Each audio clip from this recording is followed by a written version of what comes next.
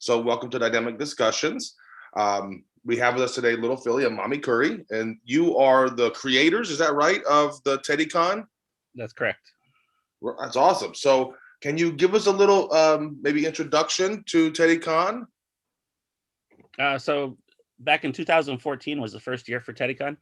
Oh, wow. And what it was at that time, it was a hotel event that happened just in a ballroom at a hotel. And we grew to actually take over that hotel. So we sold out the entire hotel.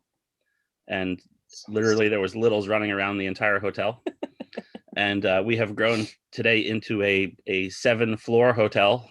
And we take that over and we have over 30,000 square feet of space that's all convention and all kinds of things going on there. We have a huge play space with tricycles and ball pit and sandbox. We have high chairs. We have all kinds of everything, games, Legos, trains, dolls, cuddle corners, slot car racing. Nice. About how many people attend? This year we're already over 700. Already over 700 at the moment. We'll probably top out somewhere between 800 and 900, I would assume. You know, one of the things I talk to a lot of folks who do these kind of events is people have no idea what goes into putting on an event with 700 to 800 to 900 people. How long does it take you usually to get? Is it pretty much you work on this all year to get it ready? Yeah, for the most part, there's a lot of things that take the whole year. The other thing, we build a lot of the stuff ourselves since a lot of the stuff is not readily available. One of the things we do, we have, you've heard of Build-A-Bear? Of course. I'm sure. We have our own version, which is Build-A-Buddy. So we actually have a bear stuffing machine. And like, this is one of the bears. Oh, look at that. That got stuffed there. And every attendee actually gets to make one of these. Oh, so you get to come up to the machine. But we actually built the machine ourselves.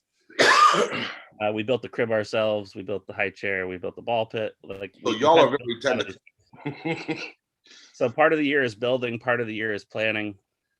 Getting the presenters together and the vendors and all of the different activities, because we have multiple spaces. So we have a special events room where we have things like a magic show. We have a talent show. We have a rave, a dance party. We do karaoke. We also have a full schedule of LED arts and craft activities for all different sort of age groups and boys and girls and whatever, and messy activities and clean activities. And we usually have at least one science activity. So like one year we made the stretchy stuff, like the GAC. Oh, yeah. And then one year we made non-Newtonian fluid. So it's the fluid that is both a liquid and a solid, depending on how you treat it. And so that was a lot of fun, letting people get messy and get in there and mix things and measure things. And we also have a middles space. And so there's programming specifically for middles. And then there's nighttime programming and morning programming. And there's like a million things. So usually we take 2 or 3 days after the event's over to sleep and unpack and recover, and then we are like right back at it planning for the following year. So it's a full-time gig. And then how did this come about?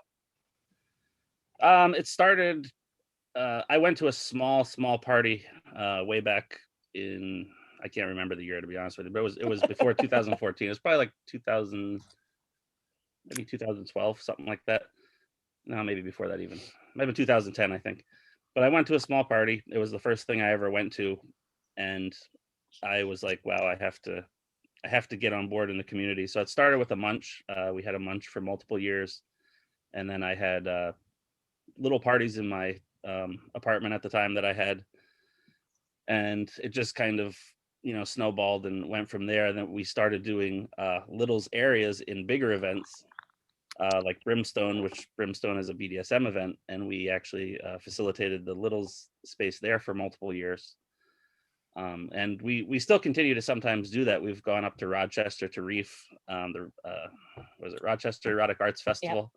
Yep. We've done their little area there. Brimstone. We've been out to Chicago to Kinky College and done kind of some littles presenting out there. So we still do that kind of stuff too. But anyway, it eventually grew into we need to do something more because there really wasn't much going on. And the idea came to put together a convention. Very cool. That's let me ask you this. One of the things that I get asked a lot about when it comes to littles is the education side of it, because it's an underserved market, right? It's an underserved dynamic. I mean, there's, I don't even I couldn't even count how many BDSM conventions there are every year, but I think you guys have to be one of the only ones, There has been as many as 3 at one time. So there was one on the West Coast, there's one in Chicago, and there's one here on the East Coast. Okay, so you guys handle the East Coast then. Almost, yeah. Well, but we get people from pretty much every state, and I think we've reached up to 11 countries. Wow. Okay. Wow. In attendance. So Australia, England, Germany, Japan, Mexico, Sweden, always Canada, Ireland, Canada. I mean, like, it doesn't matter where the event's located. The draw is huge because, just like you said, it's a very small population as far as the wider community events go. And we try to make it very clear that this is a littles event. This is not a BDSM event that also has littles stuff. Littles, ABDLs, that's the priority in the programming and for the event. Everything else is sort of secondary. So we do some programming for other communities that also happen to be a part of ours, but the priority and the main goal is programming for littles and ABDLs. Right. For example, if I may share this, we have done a BDSM exploratorium at TeddyCon just because there's a lot of people who cross over and are interested and curious. So we wanted to create a safe space where they could come and feel like fire or feel electricity or feel, all these different types of play in the BDSM world. And we ourselves both play in that world as well. So we're both very familiar with that side of things also. But TeddyCon doesn't have any BDSM play in it. We may have the educational part, like we may have a class on something, but we actually don't have that kind of play there. Okay. Now people do it in their rooms, sure, because everybody's got a room, and there's all kinds of room parties that happen. So you could find everything and anything. Absolutely. But so we call the event pure and innocent. So there's no dark component specifically to like the open spaces in the event. Right. Okay. You keep everything nice and straight while everybody's there. Yep. I understand. What can people look forward to as far as like presenters and I'm sure you have you gotta have a pretty large vendor list. What can people look forward to when they come in this year? So this year we're lucky because we have the expanded space. So we've expanded what we're doing for vending, which is really awesome. We actually have 3 full-size individual spaced boutiques that will be there. So ABU will be hosting a boutique, Rears will be hosting a boutique, and one of our favorite vendors, Little Kink Boutique, will be there. And they will have their own private like room stores. And they're, how many square feet are they? I forget. Like 700-800 square feet each for those. Then we're going to have a traditional vendor hall, which will be open through the entire event. And there's like 7 or 8 vendors in that. And then we also are doing an additional program this year for vending for some of like the smaller, maybe newer companies, people that are just getting started out. Or handmade. Handmade stuff. Yeah, it's called the Saturday Marketplace. So that's just all day on Saturday in a very high traffic area. So there'll be a lot of people passing by and being able to be exposed to these vendors as well. And then on Friday, we're also for the very first time doing an artists alley. We have a lot of artists in the community. And so we're inviting artists to come and have tables on Friday, sell their art, do custom pieces there, take commissions, meet with people. We're just trying to like open up the opportunity for the communication and the dialogue with artists and people in the community, because that's a huge thing. People getting, like custom avatars drawn and custom pieces done, or stock stuff. So it's the first time we're doing that this year, and I'm really excited about that. That is really awesome. I know that we have a lot of art contests in the group and stuff, and there really are a lot of artists in a lot of different types of mediums. There's some unbelievable artists out there. We actually have a piece of art that is hanging in our house from like the second or third TC. It was done during a finger painting class, and it was so unbelievably gorgeous that we said, like, can we keep this?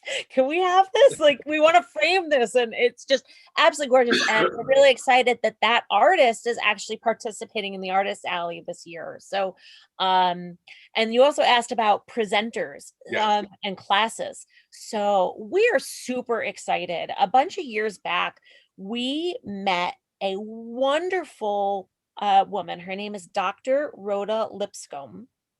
And she is essentially the world's expert from a psychological standpoint in this community. And ever since we met Dr. Rhoda, she has been coming to TeddyCon and presenting and developing educational programs for our attendees. And so she's going to be presenting 3 different classes this year. And those are always unbelievably well attended. Everybody wants an opportunity to hear her speak. She's incredibly eloquent and very well versed in the community, and comes with a lot of respect and desire to understand and help and assist. She actually is just getting ready to release a new book specifically for people in the community and for family members of people in the community, to help kind of accept oneself and understand and sort of share this with family members to help gain better understanding.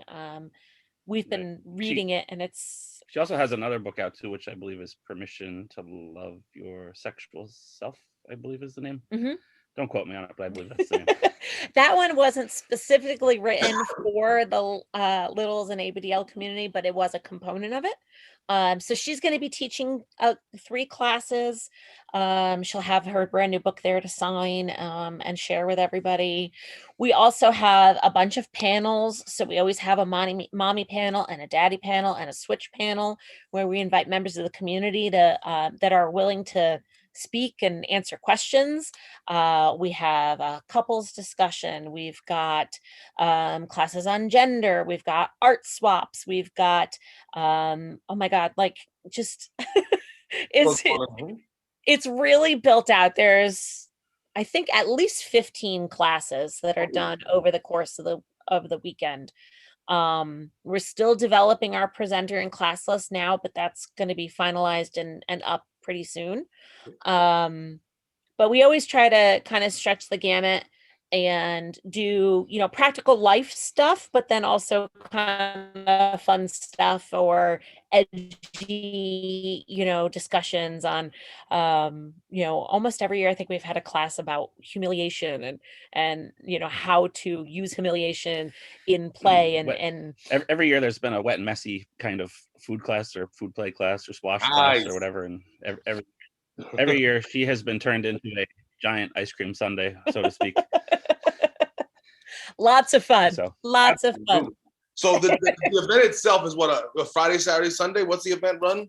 Thursday at 1:00 through Sunday at noon. Perfect.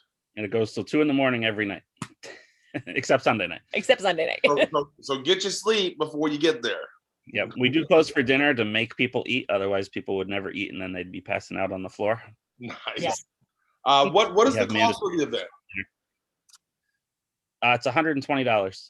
Oh wow, that's nothing. Yeah. Right. And then right now, the host hotel is actually sold out. We sold out the main hotel in 24 hours, and the overflow hotel that we have is $99 per night. And is that right there, like next to it or close to it?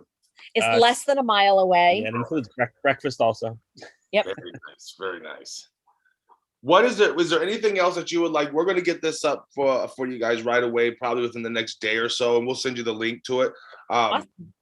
Because we want everyone in our groups to be able to get registered before it gets, the whole thing gets sold out, And so, is there anything else that you would like for the folks in Little Ford or Free the Kink to know? So there's two things that I think are really important for people to hear. One is every decision we make about the event, and everything that we choose to do, the first question we ask is, what's the level of safety and security for our attendees? So privacy is a huge factor for us. We take the security of the event very seriously. We control all of the ins and outs and the exits. We're checking IDs and wristbands, to make sure that everybody that's in the hotel is supposed to be there. And all of the programming and things like that we decide to do, it's our first question is always going to be about safety and privacy. So this is a no photos event. In the past, we have done, so people that do some research, they will find pictures of the event. In the past, we have done red wristbands and green wristbands, whether you're photo positive or photo negative. And as the event has grown, that's become more and more challenging. So this year, instead of having roaming photographers, we're actually going to have photo kiosks that will be in different places throughout the event so that you can actually get people together and take a picture, and then they will be instantly delivered to either your phone number or your email address right there from the kiosk. Isn't that cool? Yeah, so we're really excited to be embracing technology to make our lives so much easier. And I can't imagine what that must be like with 700 members trying to, oh shit, that's a green one. Oh, that's a red one. Well, every picture in the previous years, every single picture would be looked at, edited, and then the pictures were delivered to the individual. They weren't delivered to bulk boxes. So like you only got the pictures you were in a secure folder with a time sensitive password, and it was a lot. It was a lot. It caused a lot of gray hair. So that's so there are photos available if you choose, and you can control them. Safety and privacy is a super big concern for us. And then the other thing I really want to make sure people understand, everybody is welcome. We don't care your age, your gender identity, your abilities. We've worked really hard to make sure that the event is accessible to everybody. Whether you have physical disabilities, whether you've got any other needs, we work really hard to make sure that every single person feels welcome and is able to participate in every way. So even all of the equipment, all of the equipment has been built by this guy and a couple other people. And it is all rated for like huge high numbers. Okay. So I think the crib was tested to we had over 1,000 pounds in the crib. So the swing set, they attached straps to the swing sets and a ratchet thing and picked up the back of his pickup truck. So nobody needs to be concerned about not being able to get on equipment. We have a massive rocking elephant there. Oh my God. Which I didn't make that. There was 2 other gentlemen who made that, who are fantastic and help us out a lot. But this thing is massive, and I mean, it's you could put 3 people on it. And how many people does it take to pull this thing off? It takes a small army. I can't even imagine. Our staff is usually close to 50, 60. Woo. When you start counting all the volunteers. Yeah, between volunteers and staff, it's about 50 to 60 people.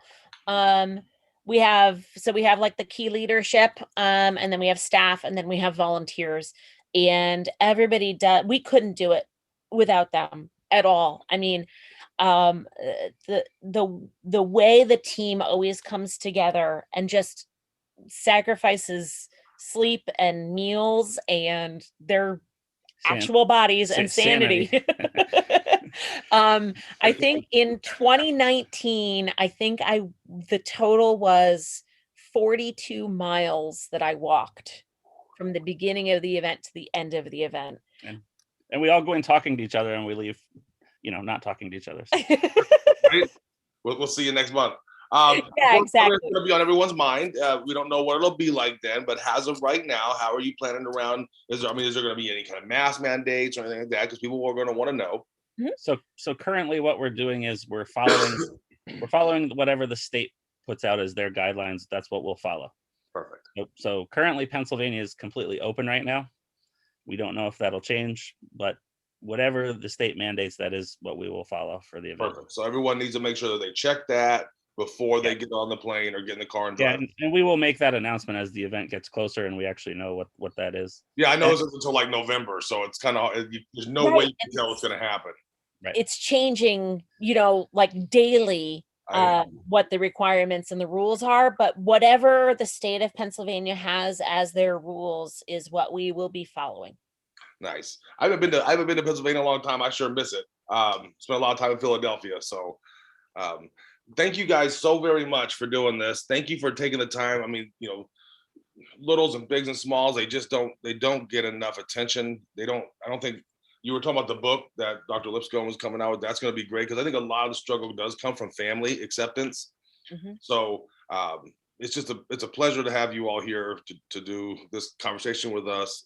And it's an honor to be able to help promote it. And anything we can do between now and then, and as the event gets closer, please make sure to post again in the group. Let's try to make sure we promote it good for you because it sounds like a hell of a time. And I sure hope I get a chance to come out and check it out. Well, let me just say before we go here, we'd love to give you guys 2 tickets if you'd like to come. We would love to be there. Absolutely. And be our guests. So thank you very much. That would be so awesome. I really appreciate it. Thank you guys so much for everything. If you need anything, you know how to get a hold of me. Please do reach out. My slave Hillary. Please reach out to us, and I will make sure we send you a copy of this as soon as it's up. Absolutely. Right. Thank you so much. My pleasure meeting you both. Have a good night. Bye. Good night. Oh, I love it.